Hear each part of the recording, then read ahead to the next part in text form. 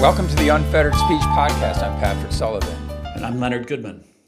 Well, Leonard, we've got another great guest today. We focus on journalism, and we've got a great journalist today. So let's just get right into it.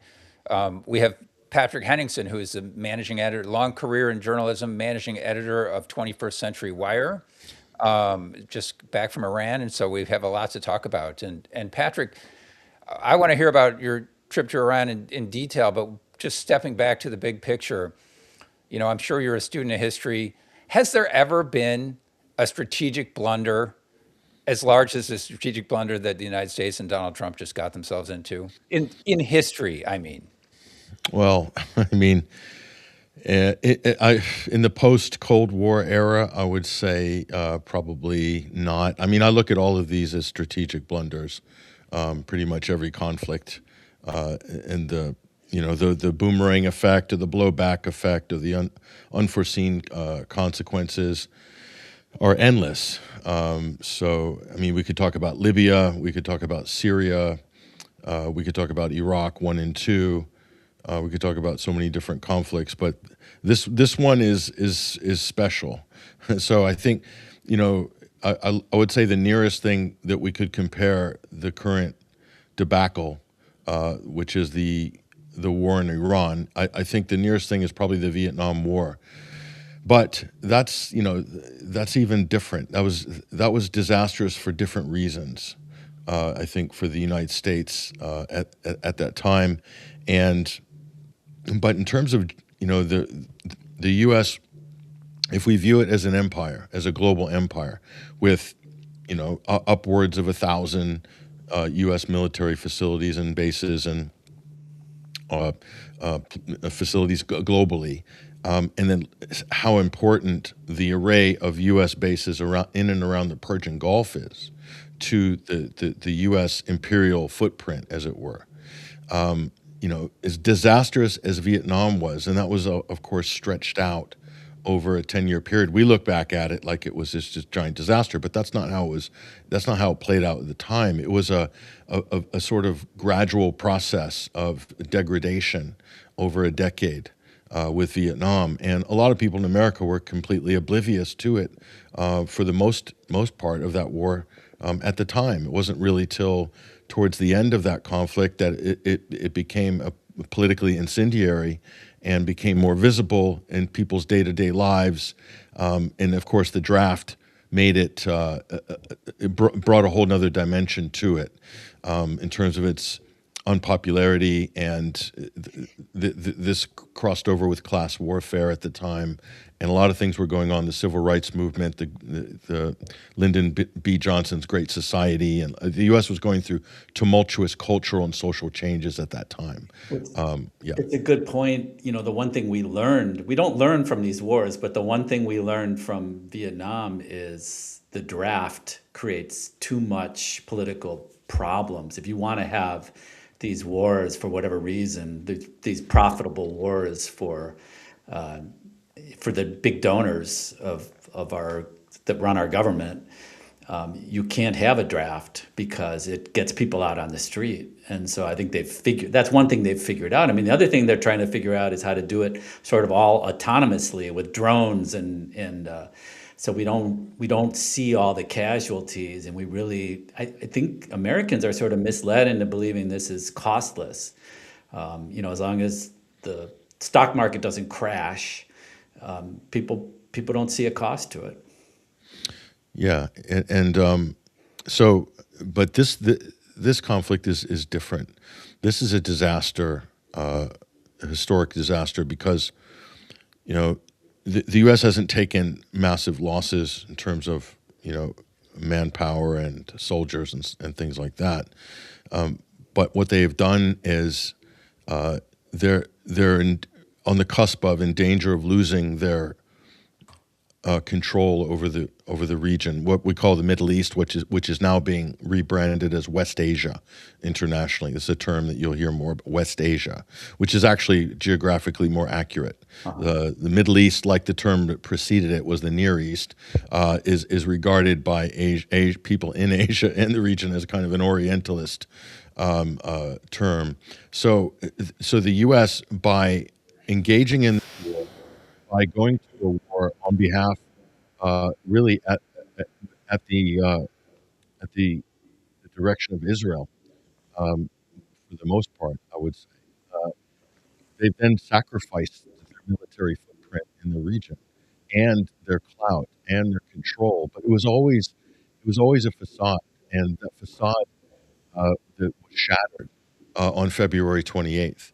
And what happened was it was the first time that any country in this era struck back at the United States in a big way. And the U.S. now has 17 odd major bases and facilities that are totally inoperable. They've had to abandon them.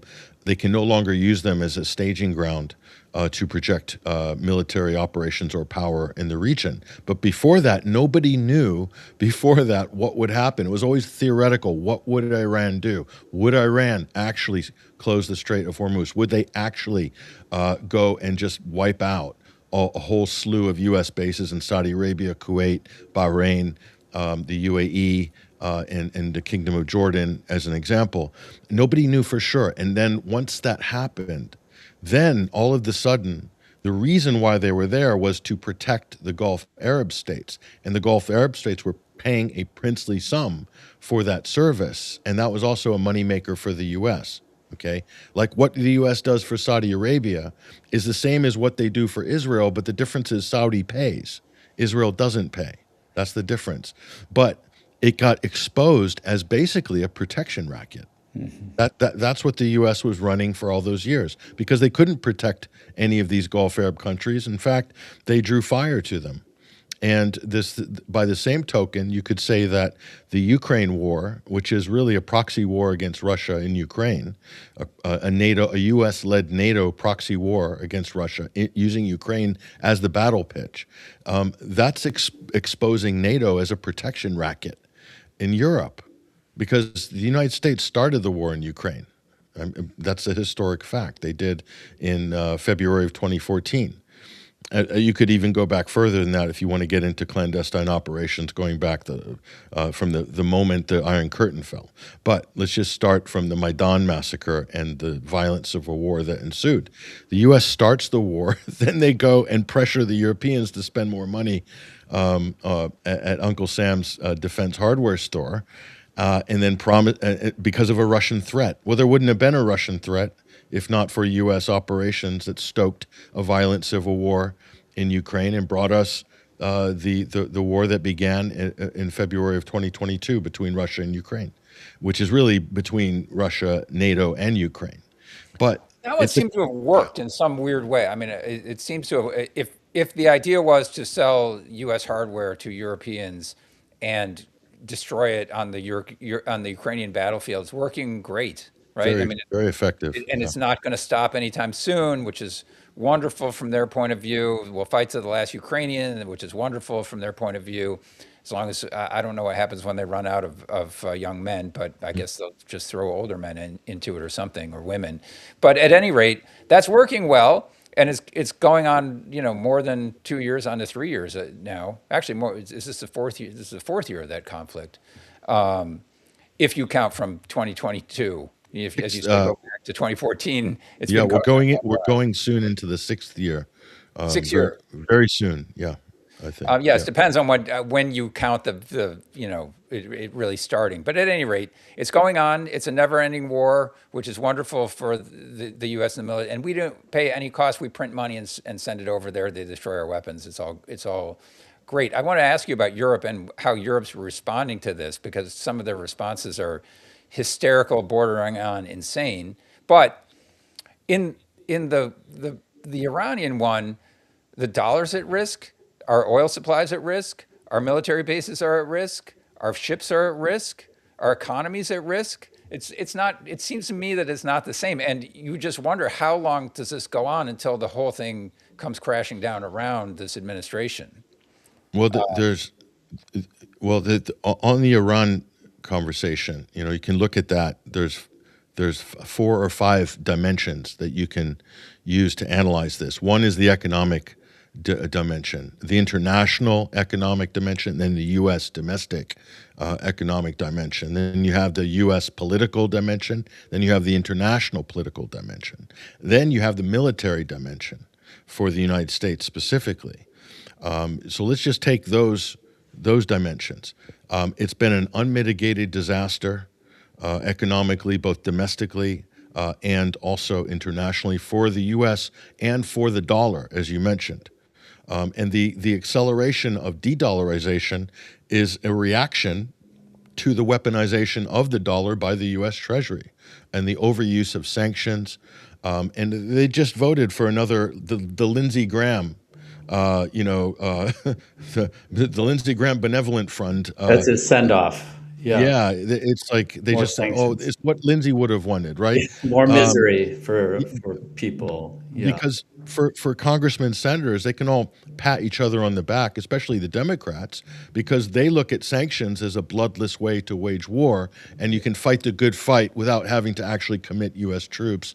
And Lindsey Graham was so crass about this, even boasting publicly in front of the Ukrainians, in front of Zelensky, saying, "This is the best war ever because none of our U.S. boys are going to be here. The Ukrainians will do all the fighting for us, and all we have to, and we're selling weapons or whatever," something to that effect. And that should go down history as just one of the worst things. And even Zelensky is a party to that type of horrible arrangement. But the U.S. have always viewed sanctions as a bloodless and a peaceful way to wage war.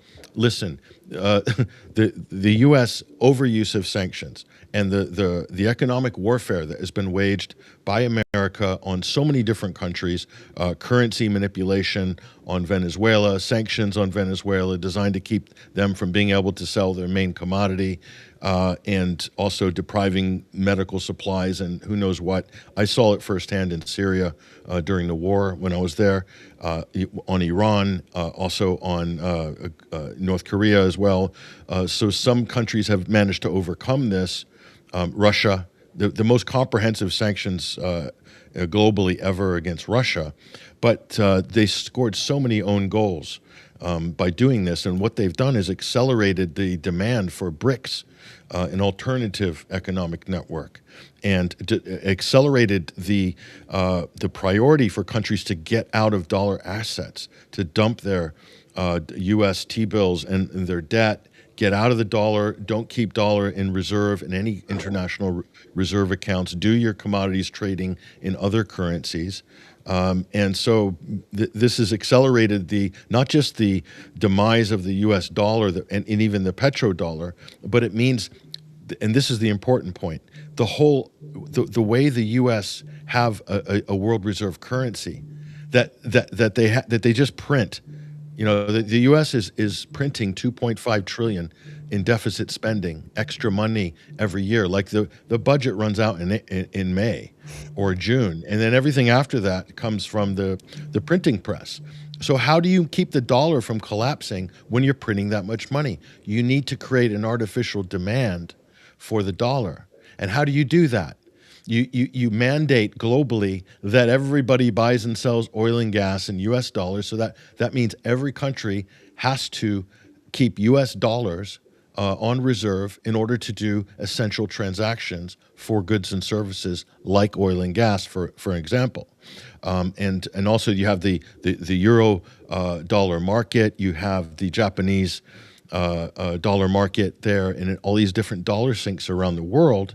And the U.S. enforces this financial hegemony by backing it up with hard power, with military power. But they dress up the hard power with, it'll be human rights, it'll be weapons of mass destruction, it'll be Iran's trying to obtain a nuclear weapon.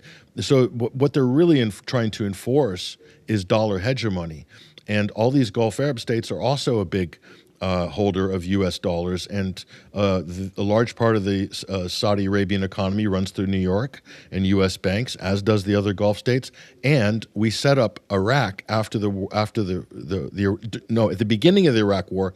The U.S. set up an account in the Federal Reserve Bank of New York, and the whole Iraqi economy runs through that. Like that's all of their oil revenue. So if Iraq goes off the reservation at all and says, "Oh, we're going to close our airspace. You can't use it to attack Iran," the U.S. could turn around and sanction them or turn off their account, their sovereign wealth fund, basically, in New York. And Saudi Arabia has similar leverage against them, as does Kuwait, as does Bahrain, as does all of these countries. They're well into the U.S. dollar. They've tried to diversify a little bit, but their entire deal comes from that. So that's how the U.S. maintains is able to print 2.5 trillion to deficit spend to pay for the bloated military, to enforce the world order and project power. It's simple. It's a system. It's a genius system that came into effect in the wake of the Bretton Woods Agreement and during Richard Nixon's latter days in office. And it was initially predicated on the demand for dollars with the Gulf states, Saudi Arabia being the biggest producer at the time in OPEC. But since then, the dollar is diversified globally, but now you're starting to see a contraction of dollar transactions and countries like China dumping it. And then Russia, of course, doesn't have to dump them because they've all been taken anyway. And the U.S. is just out threatening, seizing, stealing, seizing oil tankers, stealing assets. And so the rest of the world is like, okay, well, it's not really safe to transact in dollars, to do any business with America. We stay away, build alliances with other people, and that's going to isolate the U.S. economically. But it also means that the dollar, they will no longer be able to enforce compliance through the U.S. dollar. Those days are over. They abused the power that they had, and it's just inevitable. It was really inevitable. It's either that or they just have to shoot and kill everybody. They tried to parlay military power with financial power, and that's been a disaster. And now they're coming with the military hard power now under Trump, and that's a disaster. So it's a tragic, epic tale of history, and this is how empires die. And if the U.S. has lost all its bases in the Middle East, how are they projecting power now? Or if those bases are gone, what are they doing? Well, the U.S. is able to launch standoff munitions from submarines, cruise missiles, various types of munitions from what they call standoff, where they'll come to the surface, fire, and then go down and leave. They've done quite a bit of that already against Iran. U.S. B-1, B-2 bombers doing bombing raids from, take your pick, Germany, Britain, Italy, Greece, Romania, an endless amount of European countries that will allow the U.S. to launch bombing raids against Iran. Israel is being used as a staging ground right now. That's going to become problematic. So they are losing the ability within the region to stage. It means that their options are severely limited as a result, as is the cooperation that they might have between them and, let's say, Saudi Arabia or the Kingdom of Jordan. So they do have bases in Djibouti, which is on the, near the Bab el-Mandeb Straits in the Horn of Africa, and they have other facilities, the use of Diego Garcia, which is in the Indian Ocean, and a few other options. Europe is easy. It's an easy option. It's not that far from Iran geographically for long-range missions with air-to-air refueling, but still, it means also that they're painting a target on these European countries.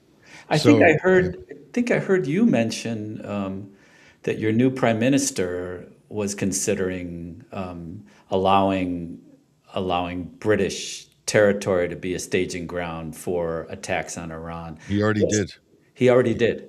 He did. RAF, Royal Air Force Base at Fairford, was already used to attack Iran. So on his first day, that was one of his first commands as the new unelected prime minister. I'm curious about what is the political thinking there? What is the reaction? And I mean, like you say, it's like that puts a target on you. Iran has very deadly missiles and very accurate missiles. What? Well, they justified it by saying these were defensive strikes.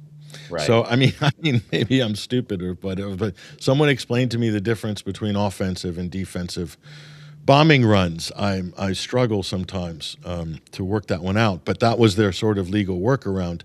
But it really shows you the subservient position that Britain is within NATO and vis-a-vis with the United States. So it's they could very easily just be neutral. They could even quietly go to Washington and say, you know, we want to sit this one out.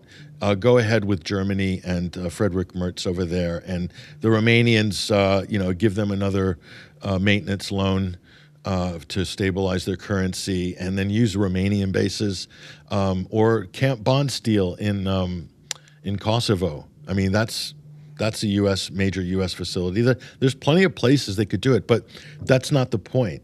The point is, let's say the mafia is going to rob a bank.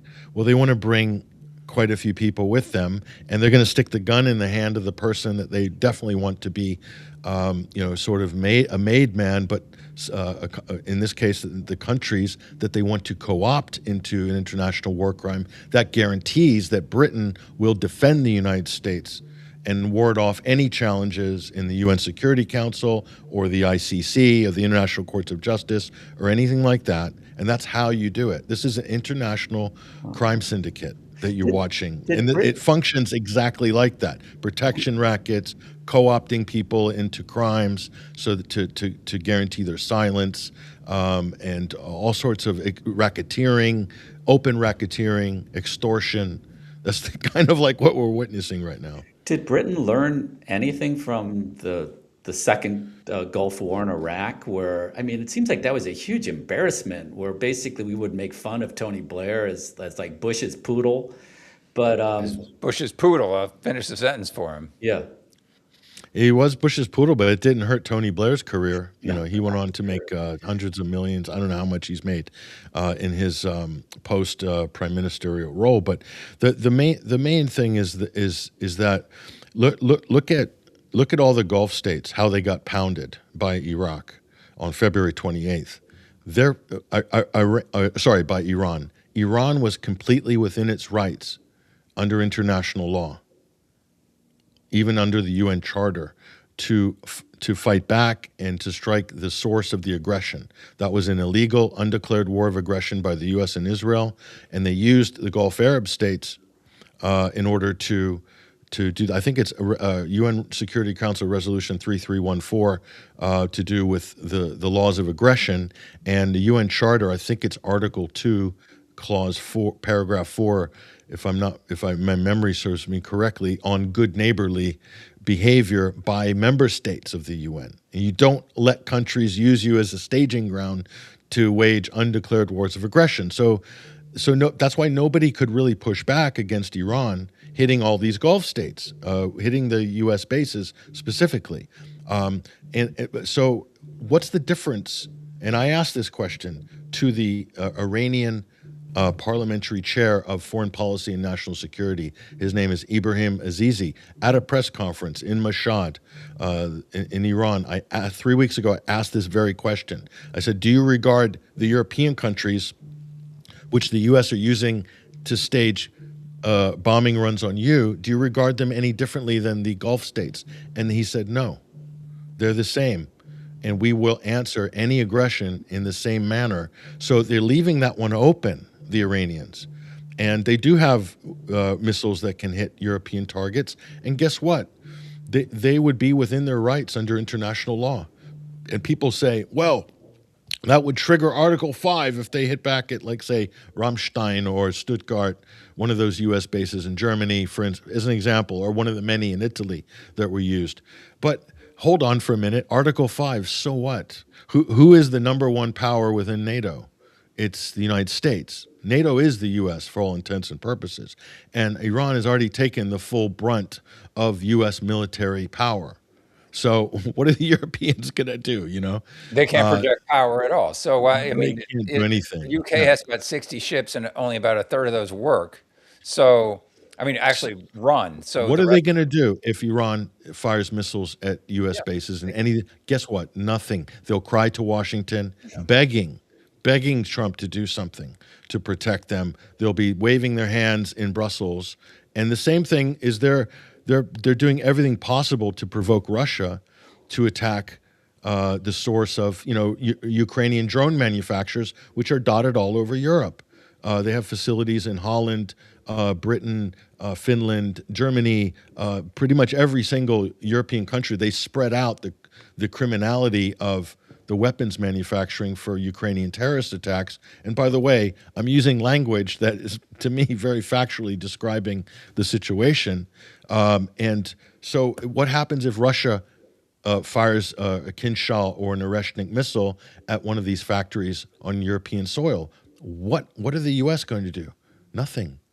Nothing. Are they going to start a nuclear war with Russia? So basically, Russia could call the bluff of the Europeans in the same way that Iran could call the bluff of the Europeans who are blatantly allowing the United States or NATO in the case of Russia vis-a-vis Ukraine to incite, to provoke, to blow up people on beaches this week with drone attacks, just slaughtering families. I mean, that would be regarded as a terrorist attack by anybody's definition, but it gets absolutely no coverage in the United States.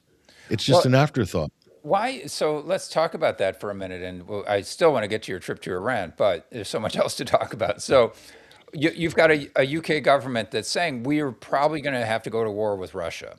They have 60 ships. They have what, a few 100,000 60 ships. at best. How many of those 60 are actually seaworthy? Maybe 20 work. If they're Actually, lucky. turn on the keys and have the engine fire up. Maybe They have a new aircraft carrier that has no planes on it. there's no planes. So they're a joke. Their military is a joke. Germany's military is a joke. They're saying we're going to have to start up a draft. And I'm curious about the German draft. With all the immigration that they've taken in, are they planning on those young men who just came to that country to put on a helmet and go back, either go out to Russia or go to the Middle East and fight? Is that who they're planning? Who are they planning to draft exactly? The children of German citizens who have been there a long time, or are they going to draft these immigrants? No, I mean, liberal Germans are not going to be, they're not going to allow themselves to be conscripted. You'll probably see an anti-war movement emerge in Germany very quickly if that happens. So what's the talk for? What's it even for? They can't do anything. No, but they can. They can because what you identified, the most fertile pool for conscripts like this or draftees is immigrants. And also you can then offer citizenship and benefits from people who aren't even in the country to come to the country. The United States did this during Vietnam. I know many Britons, British, Scottish, living down in Florida, that joined, that got American passports because they joined the war in Vietnam. And the U.S. does this to this day. They've been actively always recruiting from Latin America. I have a friend from Nigeria that enlisted in the U.S. military and got fast-tracked citizenship. So this is something that all countries do. The British, having the Commonwealth, have always done this for centuries, and the U.S. and every European country has done it. So I think that's the most fertile pool in which to draw from. But still, you're not talking about the hundreds of thousands, if not millions, of men to arms that will be required to fight a war. But maybe the war they're talking about is maybe this is a way of just mobilizing society into the war mentality. Because the war that's going to be fought, if it's against Russia, is going to be missiles and drones for the most part. And maybe it could go, tactical nuclear at some point, and then all bets are off. But it's a fool's errand, of course. But listen, Europe has really good form for basically tearing each other to pieces at the behest of greater oligarchs and banking powers. 2 world wars, as an example, and both of those world wars, the United States bankrupted Europe by forcing them to sell all their gold reserves, to pay for dollars, to pay for weapons and lend-lease deals, to fight the Germans. The U.S. did it twice, and then sailed in at the. But that's happened in the Gulf states. They've sold their gold to buy dollars, to buy weapons, to repair the damage. Yeah. So it all redounds back. For the U.S., it's great business. But I'm also curious, why is Russia so restrained? Why is Iran even so restrained given their massive advantages, how long are they going to sit around and listen to this talk of attacking Russia with a military draft? Why don't they just finish this off? There's a big debate between hardliners in Russia and people that are more sort of moderate or tactical, like Vladimir Putin, for instance, who is a moderate. You can be sure of that. What Europe wants and what they absolutely require and what Ukraine is trying to engineer through all of their various attacks is to provoke Russia to attack a source in Europe so that Mark Rutte and everybody else can scream Article 5 and almost force the United States in, and then create that war situation, or at least get up to a fever pitch whereby we're such a divide in Europe and Russia and Eurasia that it would sort of mirror the type of bipolar conflict that you had during the Cold War. And the Cold War was very lucrative for the arms industry on every single front, nuclear as well as conventional. And look at the DMZ in North Korea. I mean, that's a perfect example. It's still there 80 years later, and it's still costing a fortune. So, so Russia's very aware of this. Putin's very aware of this. The other thing is you can't just go scorched earth. How the U.S. like to do war is scorched earth, then walk in and declare victory, and then put in a puppet government.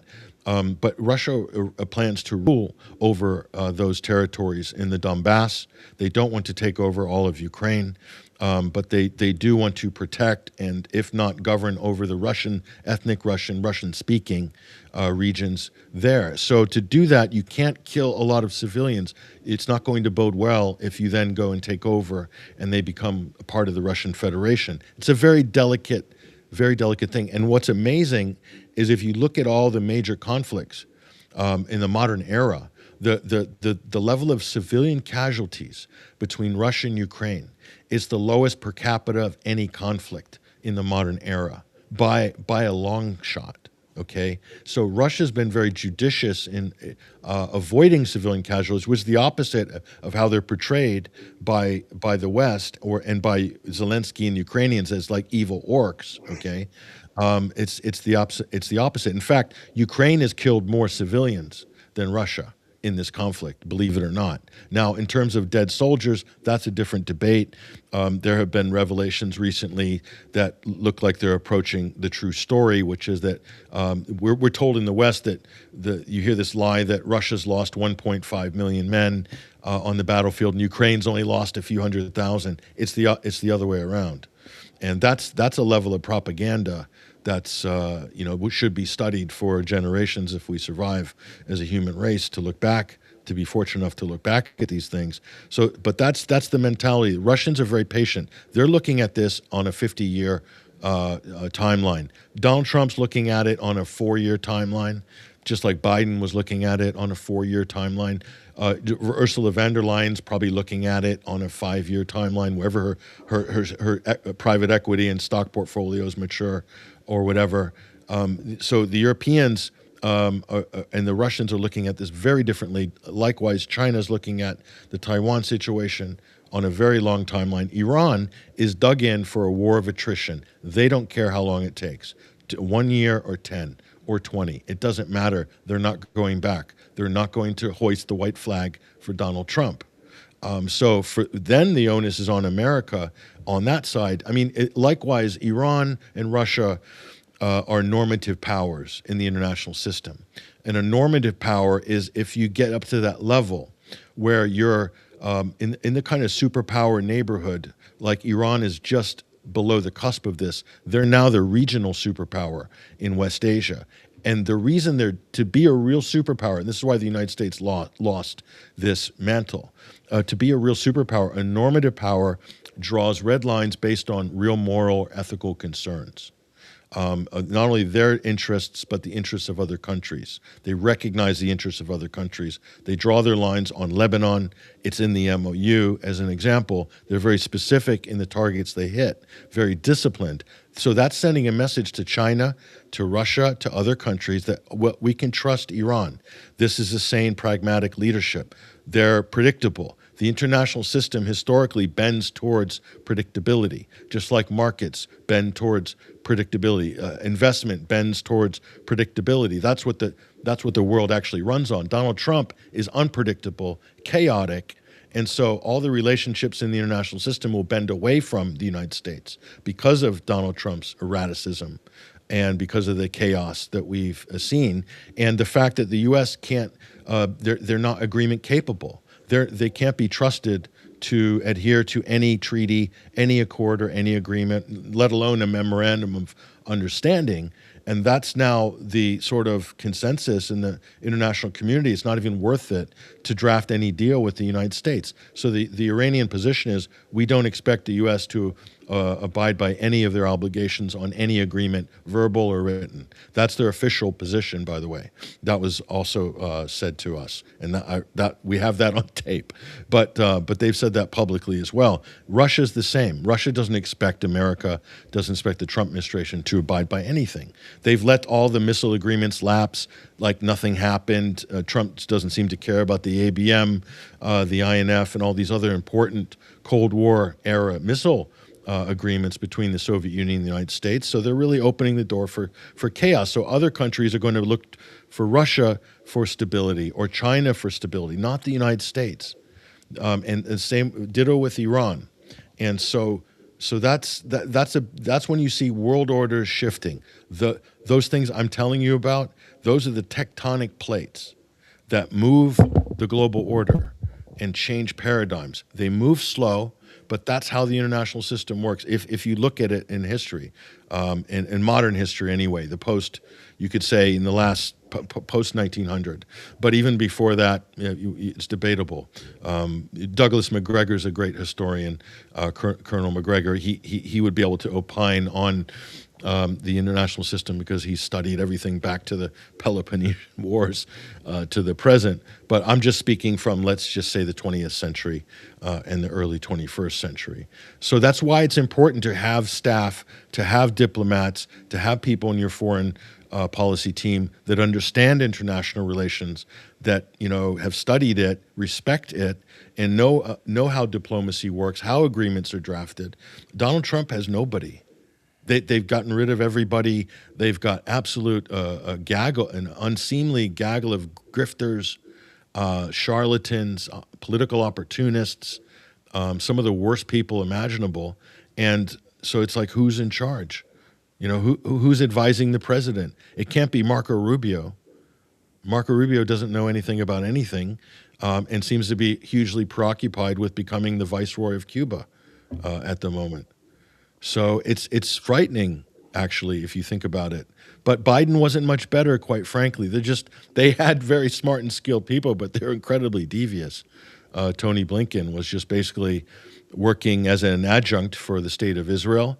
Jake Sullivan, an architect of some of the dirtiest wars during Obama's 2 terms and under Hillary Clinton's State Department. So I'm not saying I'm not going to lay this all at Trump's feet. Yeah. We haven't had a diplomat. When's the last time there was an actual treaty that was signed? The closest thing to a successful treaty was the JCPOA. Yeah. The Joint Comprehensive Partnership or the Iran nuclear deal, as they called it. But even that, if Obama had gone a little further and made it and actually had direct negotiations and put a treaty through Congress, it would have been more difficult for Trump to just tear it up, right? Yeah, if it was a treaty, yeah. What that was an agreement which was guaranteed by the P5+1. So you had all the permanent members of the Security Council plus the European Union, and they all. So that's how you glue to have any treaty or even an agreement. Agreement will sit below a treaty. Treaty, as you mentioned, that gets ratified by your legislature. It becomes law. But an agreement, if it's guaranteed by enough credible powers, that's how you keep it in place. And so the JCPOA had all that, and then Donald Trump basically pulled the rug in his first year during his first term, and that was really at the behest of the Israeli lobby and Benjamin Netanyahu's office himself, working through Mike Pompeo at the time. But it was a disaster, because what that did was that created the conditions for the war that the U.S. waged during this term, because that agreement, Iran wasn't developing a nuclear weapon, but that agreement put a double guarantee that they wouldn't, basically. And by removing it, it gave the excuse by Trump and the Israelis saying, look, there's no deal, Iran's free to enrich. Well, the reason there's no deal is because you yanked it. So it's kind of insane when you think about what we've had to endure, and how little pushback from just generally from the press, from the Democrats, from the opposition. They haven't done a whole lot to keep these terrible things from happening either, because a lot of them are 100% on board with all of these wars, and basically on board with whatever the Israel lobby wants. That's the reality in Washington. You got to stop calling them the opposition. They don't oppose anything. But Yeah, yeah. should we go switch to your trip to Iran? Because I really want to hear about that. You were there during the funeral of the Ayatollah. What did you learn by being on the ground? It seems reporters don't do that, and certainly in the corporate media, they don't really do that anymore. Go places and talk to people who might be our adversaries or enemies, whatever you want to call them. You did. So, what did you learn there? Well, fortunately, it was my third trip to Iran. I went back when the sanctions were lifted. I was there in January of 2017 to go to an international conference on Palestine, as it goes, and that was only for a week. I was able to just learn a few things, but when you go for conferences, I was part of an international delegation, so they kind of move you around. There's lots of events, and you're pretty much full on for a week, and then by the time you catch your breath, you have to go home.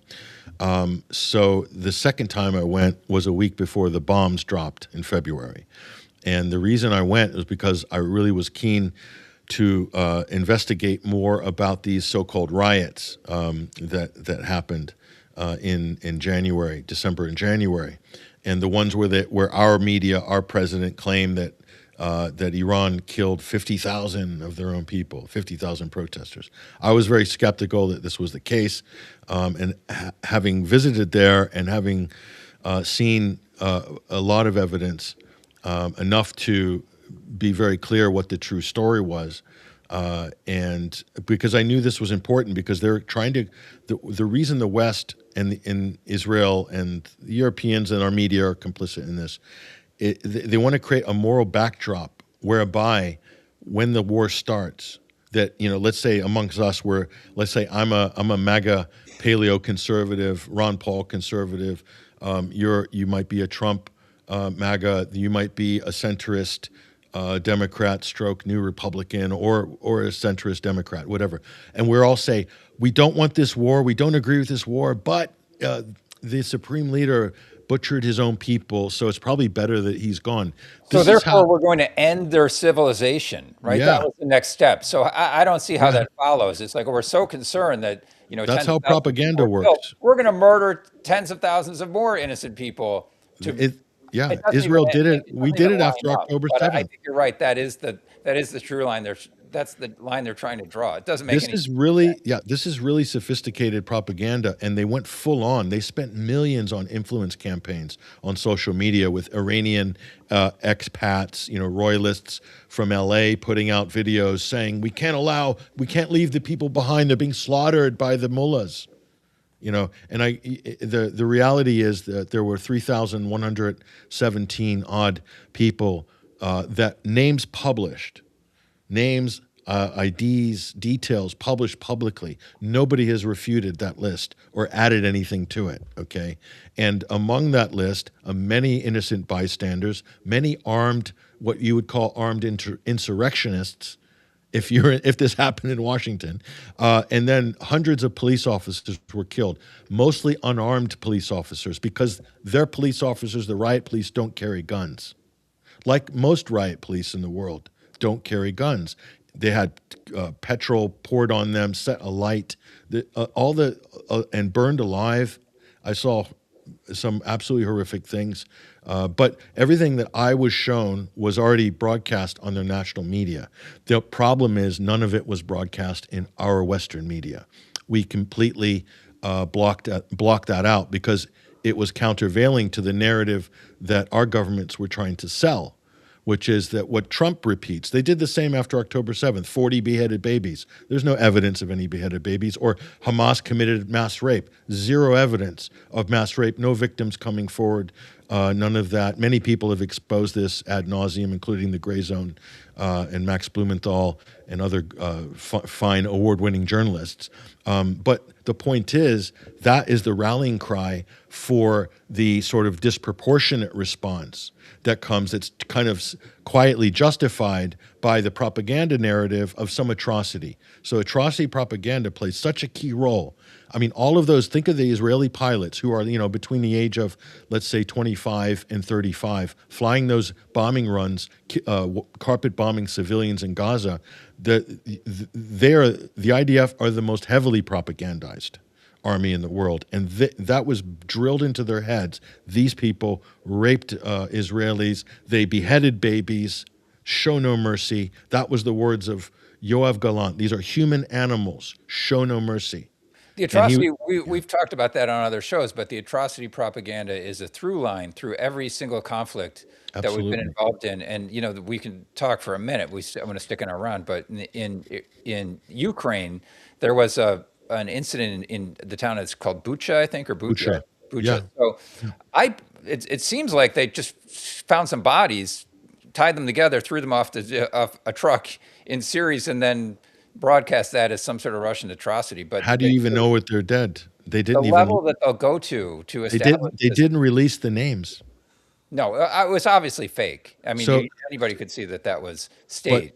But that was used to browbeat everybody to say that Russia is so dastardly they can't be negotiated with, cancel all diplomacy, we have to win this thing. And all of the European leaders, including von der Leyen and all the others, are taken on the Bucha tour as soon as they arrive.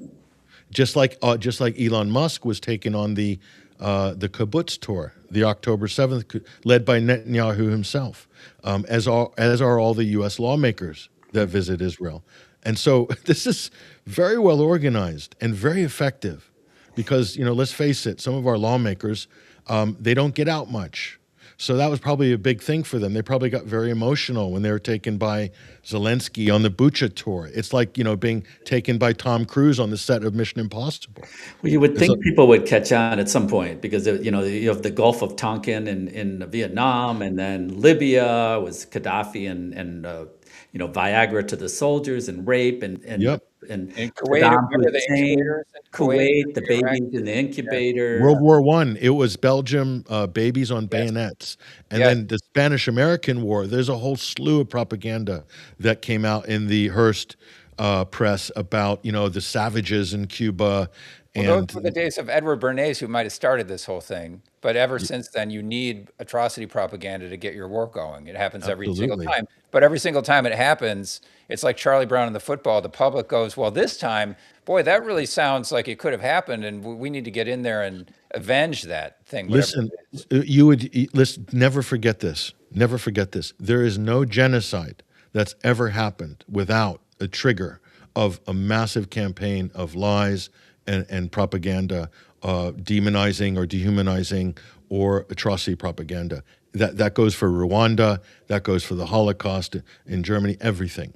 It's the rule. It's not the exception. It's the rule. So when you see the atrocity propaganda, if it's not dealt with or countered, it's coming afterwards. History is very clear on that. And if you count the Ukraine war as a huge human disaster for the country of Ukraine, I mean, how many young men have been sacrificed at the altar of NATO's vanity based on a lot of atrocity propaganda? that's used to propagandize Ukrainians as well as Europeans that are supporting that war. And that's one of the reasons that I do what I do. That's why we do what we do. I'm sure you're in the same kind of mission as well. Is it's really important to debunk things that are patently false and fabricated, and try to get that out as much as possible, because the ramifications of them, what follows after, is never good. So that's why we do what we do. You mentioned, Patrick, that there's not a lot of Europeans that you think want to go out and fight for NATO or for Israel and the U.S. in this war in Iran. What about the Iranians that you met? What do you think their resolve is to see this through? Well, that was the other thing is when I arrived, I went to the National Day rally, and there were 2 million people on the streets of Tehran. And people were saying that they've never had a turnout for the National Day, the anniversary of the Islamic Revolution. They've never seen a turnout like this with so many different people, even kind of more moderate people. I saw women unveiled. By the way, when I was in Tehran, the last trip, I swear most of the time I was out in the city, at least half the women were unveiled. But not at the funeral, obviously, but just out in general public at night. So this idea that Iran is with the religious police or oppressing the women is just ridiculous. Well, that's just propaganda too. I mean, it is comes from a strange place, which is we have a culture. Our culture has certain norms around it. They have a culture that's different than ours. It has certain norms around it. But our norms are better. And if you don't follow our norms, then we might go to war with you and start flattening your entire civilization, bombing your water plants over these issues. Everyone always apologizes for the veils. And it's like, that's not my decision as an American. We have our own culture here, and we've made it through a series of consensuses and cooperation that we do. Every culture is their own culture. We did the same thing in Afghanistan, Pat. We didn't make that decision. Feminist war. The first feminist war. Afghanistan was basically the same thing. It was for the women so they could go to school. Remember that? Yes. Yeah. That's how they marketed it. Yeah. Yes, so they marketed it as we got to help the women. But it's very. You talked about Orientalism earlier, but the idea that our cultural assumptions are superior to anyone else's and then becomes a cause for war, or at least a cause to apologize. We had other journalists on who said, we talked to this mullah, so-called, they're not even really called that, I don't think, but, a Shiite cleric, and he didn't hate America and he didn't say death. These sort of narratives become so strong to justify what we're doing. Yeah, why is it our job to figure out how they organize their society? Well, I'll tell you my experience. Okay, so that was the first trip. I also realized that everything they were saying, that the government, the leader was clinging to power, and the society was ready to collapse, all lies. So that's what preceded the February 28th major war. All misassumptions, this idea that if they kill the supreme leader, that the government's going to collapse, like Lindsey Graham, the cities will fall in days, etc. Complete lies. I saw it for myself. I saw a level of solidarity and cohesion within this capital and society, and everyone was very well aware when I was there that the bombs could drop, including myself, that the bombs could drop at any moment, because the U.S. had amassed an armada off of the Gulf of Oman at that time, and huge amount of firepower was being trained on Iran at that time. So fast forward, after covering and watching the war, analyzing the war for months, and then I had an opportunity to go and report on the state funeral of the assassinated supreme leader, Ayatollah Sayyid Ali Khamenei, and his family, including a 14-month-old granddaughter, a little coffin that was on top of his. People don't realize that in America. They tried to wipe out the whole family and wiped out a good bunch of his family. And this idea that this was a brutal dictator, that this was a bloodthirsty mullah, and all the rest of it is so the opposite of Iran as a country, as a society, has been so thoroughly dehumanized and demonized by Western propaganda for decades. And they're saying, oh, they're dishonest, they lie, they're terrorists, all the rest of it. No, they're fighting our terrorists. They fought ISIS.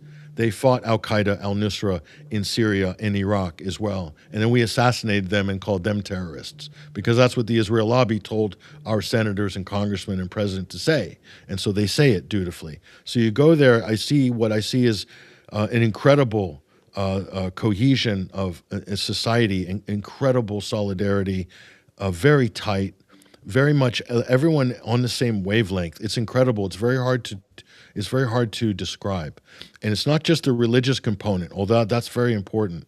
Shia Islam, the religion's at the center of the society and the political economy, and that's what the people wanted after the Shah. They had a referendum.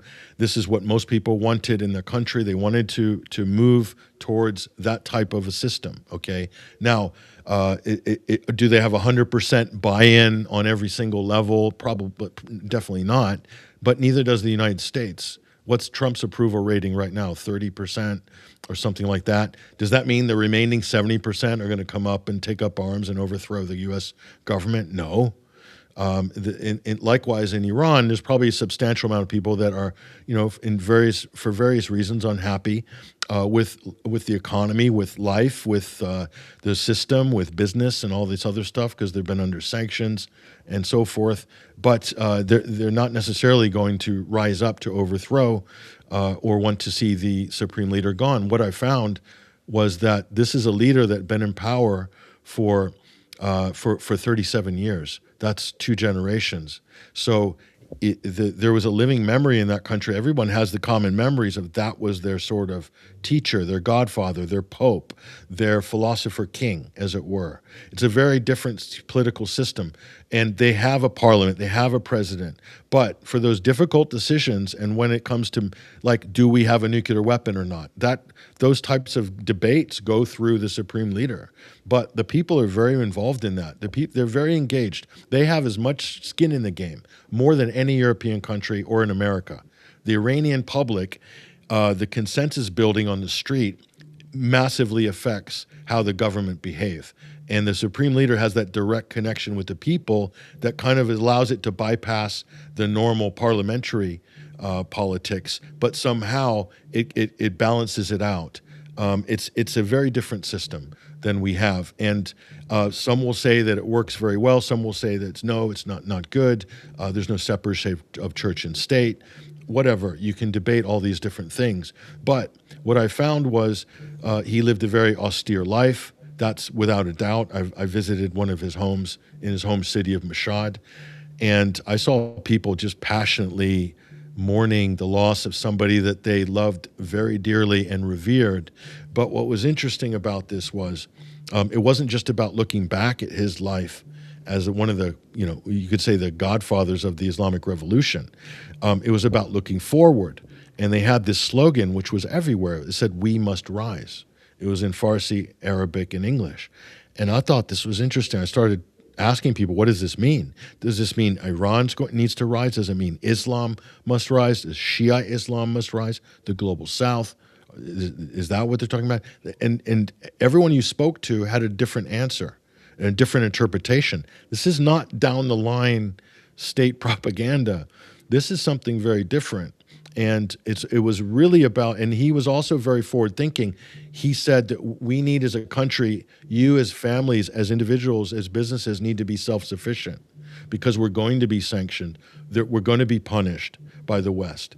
We need to be self-sufficient. We need to pursue things that are going to be sustainable going forward. We need to ramp up our education. We need our women to be, Iran's produces more STEM graduates and postgraduates and female PhDs than the entire region combined in a year.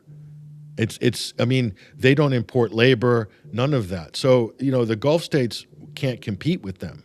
If they were allowed back into the normal economic activity, Iran would dominate the region. And that has a lot to do, I think, with the obsession with keeping them down.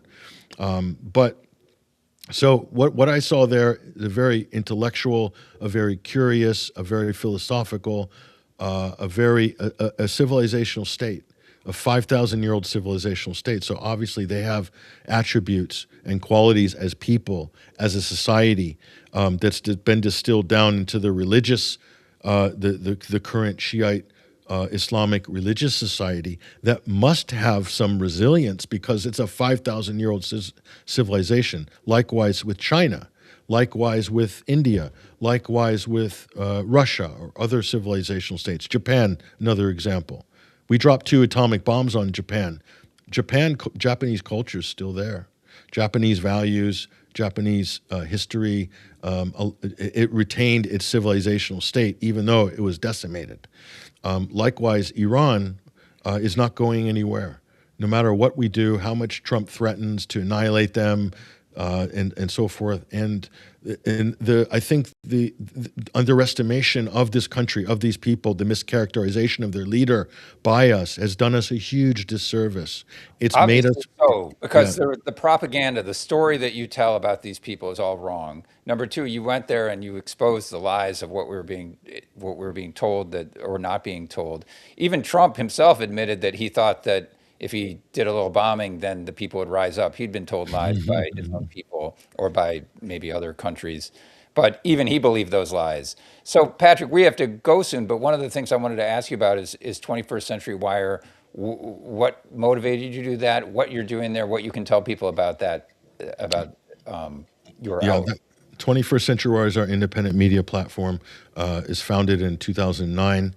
It started off as a really basic blog site, and we've developed it into, I think, a formidable independent media platform. We do investigative journalism, written content, as well as video content. We have a Sunday omnibus show called The Sunday Wire. It's been going since 2013. We also have I've had the great honor of being able to work with a lot of journalists and bring them up, mentor them, and develop them as well. And we've had some great successes in that area. Myself, I work in written content, editing, investigative research, video commentary.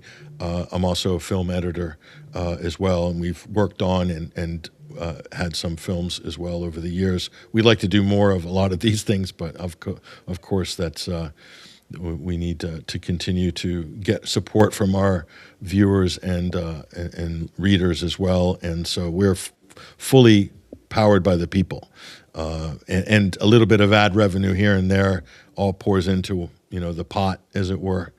And so been doing that for a long time. I work for other people. I've been a hired gun for other media outlets. I helped build a couple of really successful media outlets as well. But I've always retained our sort of little battleship over the years, and we've broken some good stories and broken through some difficult, impossible investigations, and we have a lot more to do, a lot more coming in this year. We have a lot more scoops in the pipeline. Well, it's great. Well, we really appreciate all you're doing and appreciate you taking the time to visit with us today. It's amazing stories. So, yeah, it's good to meet you. Yeah. Well, don't forget to like and subscribe to this podcast and check out 21st Century Wire if you haven't already. Thank you again, Patrick. Thank you. Thank you, Patrick.